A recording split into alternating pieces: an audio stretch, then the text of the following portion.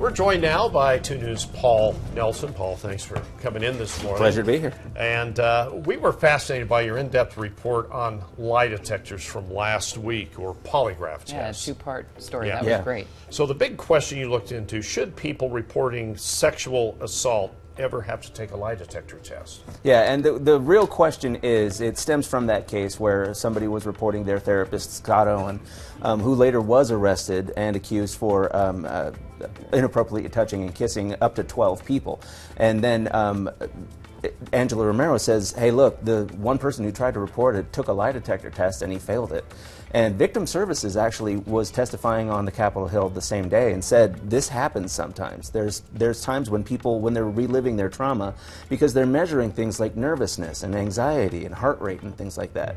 And when you relive like a traumatic experience, it looks like lying, according to Victim Services. And so they didn't believe him? They didn't believe him. It came back saying that he was deceptive, not just inconclusive, that he was deceptive.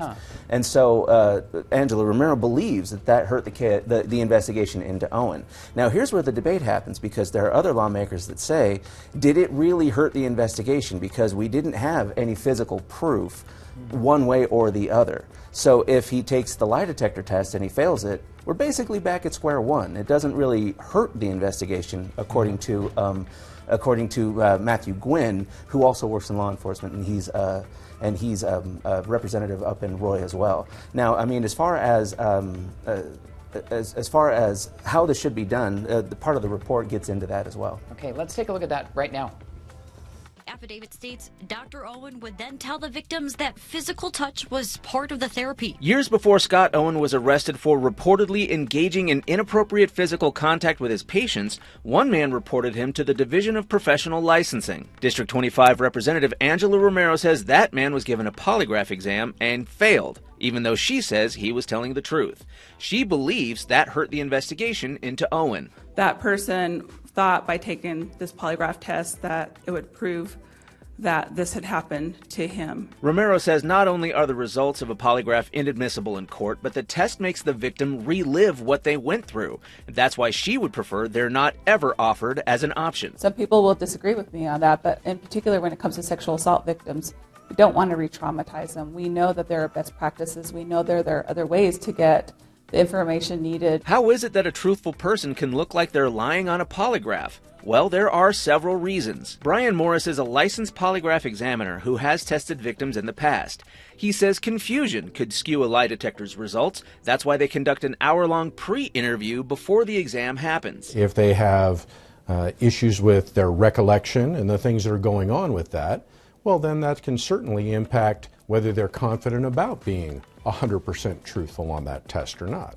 And what exactly is being picked up? Changes in sweat gland activity. Oh, okay. Examiners measure heart rate, blood volume, breathing rates, even how much your sweat glands are reacting to the questioning. But Morris says even if someone is distracted by something not related to the questions, they could still appear to be deceptive. For example, he was questioning a man about missing money. Turns out that man had a completely different problem. He advised me that the person he'd been having an affair with was going to be going to his home, and if he wasn't there at home, that person was going to be talking to his wife. That man, air quotes, resolved his issue and came back to take the exam a few days later. He passed with no issues. But do failed polygraphs significantly hurt an investigation? Some lawmakers don't believe so.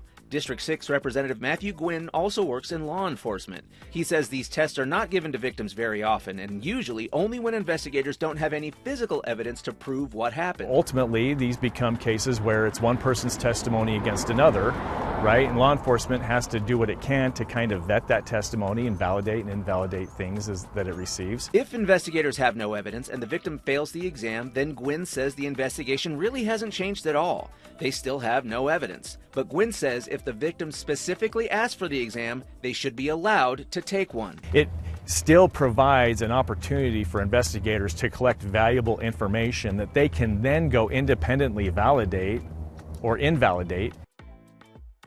Okay, how did you do?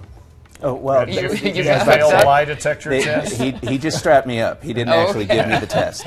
Because it was, he did not have time in the schedule for the hour-long pre-interview, because what it does is that you have to make sure that everybody's on board when it comes to say what the dates are. Say, for example, if you don't recall whether something happened on the 11th or the 12th, and somebody says, "Did this happen on the 11th?" and this, yes, and that confusion can kind of read as deceptive. Okay, so this is going to the legislature. What's the status on it? Well, the status on this bill was written in a way last year that it made it so that nobody was mandated to take one of these things, that they cannot be required to take a lie detector test.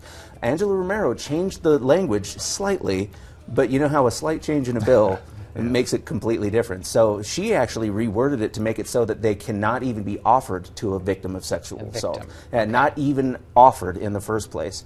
And that's where you had other lawmakers that kind of chimed in and said, actually, wait a minute, it's still, even if they fail the test, we can still glean information from the exam.